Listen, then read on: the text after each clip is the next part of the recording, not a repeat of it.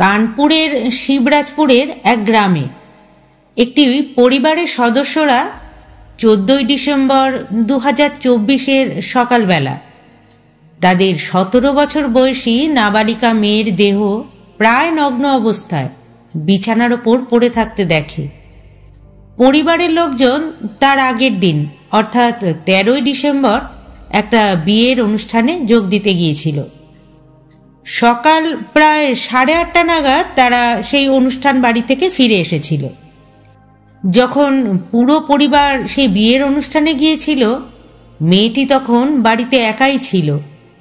বাড়ি ফিরে মেয়েটির বাবা মা প্রথমে দেখে বাড়ির মেন দরজাটা খোলা। এরপর তারা বাড়ির ভেতরে ঢুকে মেয়েটিকে ডাকাডাকি করতে থাকে, কিন্তু কোনো ঘর থেকে কোনো সাড়া পাওয়া যায় না। তাকে কোথাও দেখতেও পাওয়া যায় না। তারপর খুঁজতে খুঁজতে যখন তারা মেয়েটির ঘরে যায়, তখন তারা এই দৃশ্য দেখে। তাদের মেয়ে বিছানায় শুয়েছিল, কিন্তু দুর্ভাগ্যবশত তার শ্বাস প্রশ্বাস চলছিল না, অর্থাৎ মেয়েটি আর বেঁচে নেই। আর তার চেয়েও তাদের কাছে বেশি আশ্চর্যজনক ছিল যে মেয়েটির শরীরে একটিও কাপড় ছিল না। এই দৃশ্য দেখে পরিবারের সবাই হতবাক হয়ে যায় এবং তারা কিছুতেই বুঝতে পারছিল না যে তাদের মেয়ের সঙ্গে ঠিক কি ঘটেছে। যদি তাদের মেয়ের স্বাভাবিক মৃত্যুই হয়ে থাকে, তাহলে তার শরীরে কাপড় নেই কেন?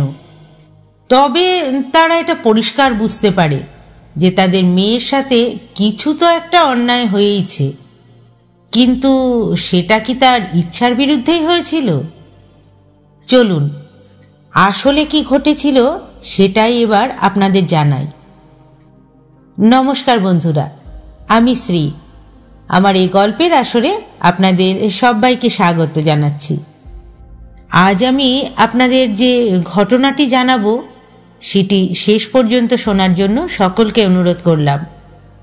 আপনাদের কাছে আর একটি অনুরোধ রাখছি, গল্পের শেষে অবশ্যই কিন্তু একটা লাইক করে আমাকে মোটিভেট করবেন, আর আমার চ্যানেলটিকে সাবস্ক্রাইব করে আমার পাশে থাকবেন, আমার সহযোগিতা করবেন। আপনাদের সকলের সহযোগিতা আমার একান্ত কাম্য। যে সকল শ্রোতা বন্ধু ইতিমধ্যেই আমার চ্যানেলটিকে সাবস্ক্রাইব করে আমার পাশে আছেন, আমায় সহযোগিতা করছেন, তাদের সকলকে আমার আন্তরিক ধন্যবাদ। চলুন শুরু করছি আজকের গল্প। যেমনটা আমি আপনাদের বলেছিলাম, এই ঘটনাটা হয়েছিল 2024 সালের ডিসেম্বর মাসে। পরিবারের লোকেরা যখন দেখে যে মেয়েটি এইভাবে মারা গেছে, তখন তারা প্রথমে পুলিশ স্টেশনে ফোন করে। পুলিশ ঘটনাস্থলে এসে পুরো পরিস্থিতি পর্যবেক্ষণ করে। পুলিশ দেখে যে এই ঘটনাটা স্বাভাবিক নয়। তারা তখন ফরেন্সিক টিমকেও ডেকে নেয়। ফরেন্সিক টিম এসে তাদের তদন্ত শুরু করে। ঘটনাস্থলে তারা মেডিসিনের কয়েকটি র্যাপার খুঁজে পায়, আর সঙ্গে কিছু আপত্তিকর জিনিসও পায়।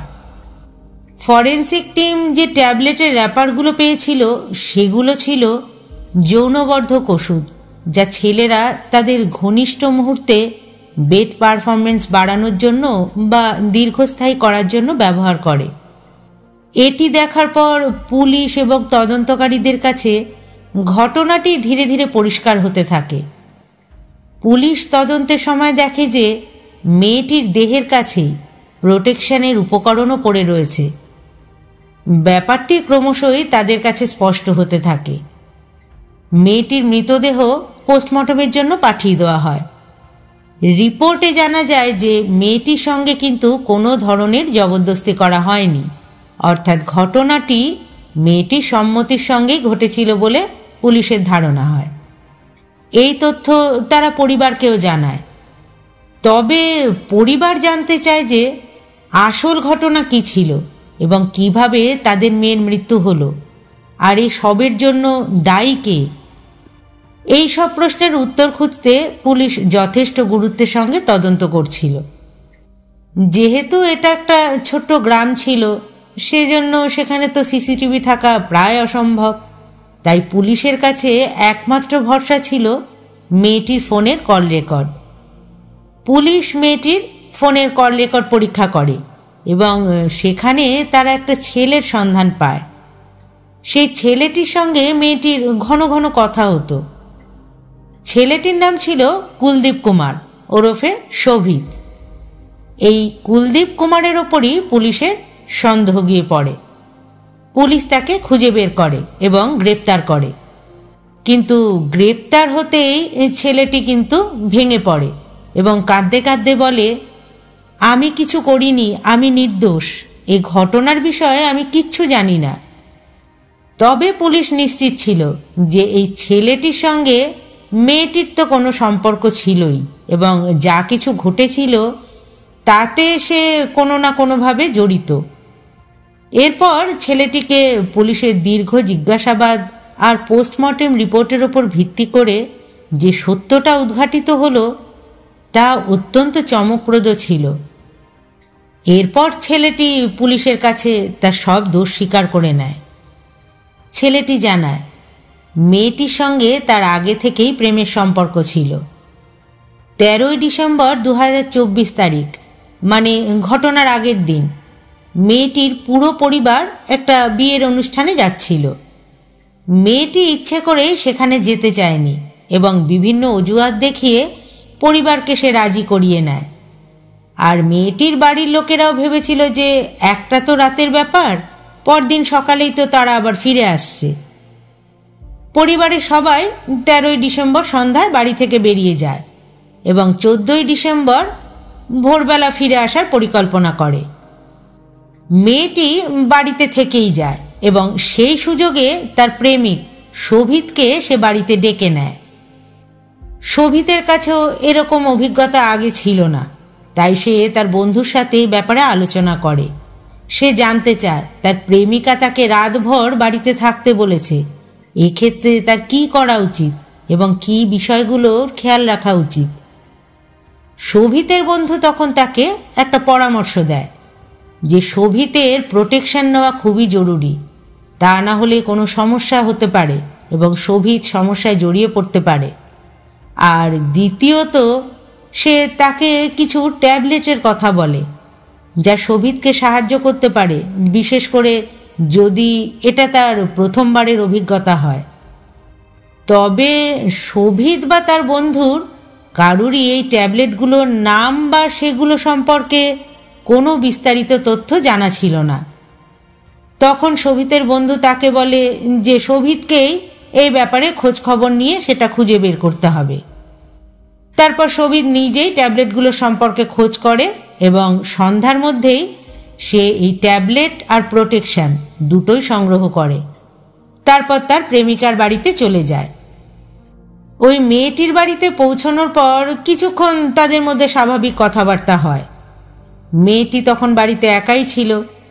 এরপর শোভিত ওই ট্যাবলেট খায় এবং সে মেয়েটির সঙ্গে একাধিকবার ঘনিষ্ঠ হয়। ডিসেম্বর মাসে এমনিতেই প্রচণ্ড ঠান্ডা থাকে, আর এই সময় শোভিত মেয়েটিকে 13ই ডিসেম্বর রাত 8:30 থেকে প্রায় রাত 3:30 পর্যন্ত কোনো পোশাক পরতে দেয়নি। একদিকে প্রচণ্ড শীতের সময়, তার উপর শোভিতের অতৃপ্ত বাসনা। 17 বছরের একটা নাবালিকা মেয়ের পক্ষে তা সহ্য করা সম্ভব ছিল না। যখন রাত প্রায় 3:30, মেয়েটির তখন মৃত্যু হয়। তখন শোভিত ভয়ে সেখান থেকে পালিয়ে যায়। রাত 8:30 থেকে রাত 3:30 পর্যন্ত সময়ের মধ্যে মেয়েটি একাধিকবার ঠান্ডায় কষ্ট পাওয়ার কথা শোভিতকে জানিয়েছিল। তখন শোভিত আগুন জ্বালিয়ে মেয়েটিকে তার পাশে বসায় যাতে আগুনের তাপে তার শরীরটা কিছুটা গরম হয় আর তার শারীরিক অবস্থারও কিছুটা উন্নতি হয়। তবে মেয়েটির ওপর হয়তো ট্যাবলেটগুলোর প্রভাব পড়ছিল, অথবা প্রচণ্ড শীতে পোশাক ছাড়া থাকার জন্য তার শারীরিক অবস্থা আরও খারাপ হতে শুরু করেছিল। যখন রাত প্রায় 3:30, মেয়েটির শারীরিক অবস্থা তখন অত্যাধিক খারাপ হয়ে যায়। তখনই শোভিত ভয় পেয়ে মেয়েটিকে সেখানে একা রেখে সেখান থেকে পালিয়ে যায়। সকালে যখন মেয়েটির পরিবার বাড়ি ফিরে আসে, তারা মেয়েটির শরীর নাড়িয়ে তাকে জাগানোর চেষ্টা করেছিল। তারা তার হাত, পা, মাথা নাড়ানোর চেষ্টা করেছিল, কিন্তু তার শরীর সম্পূর্ণ শক্ত হয়ে গিয়েছিল। ঠান্ডার কারণে তার শরীরের অবস্থা এতটাই খারাপ হয়ে গিয়েছিল যে ওই মাঝরাতেই সে মারা গিয়েছিল। এই ঘটনার তদন্তকারী পুলিশের ডিসিপি ওয়েস্ট রাজেশ কুমার সিং জানিয়েছিলেন, যেহেতু মেয়েটি নাবালিকা, তাই মেয়েটির সম্মতি এখানে কোনো ব্যাপার নয়। এই কারণেই পুলিশ অভিযুক্ত কুলদীপ কুমার ওরফে শোভিতের বিরুদ্ধে ধর্ষণ এবং পক্সো ধারার এফআইআর নথিভুক্ত করে। আসামিকে এরপর আদালতে হাজির করা হলে সেখান থেকেই তাকে জেল হাজতে পাঠানো হয়। আদালতে আসামি সব তথ্যই নিশ্চিত করেছিল।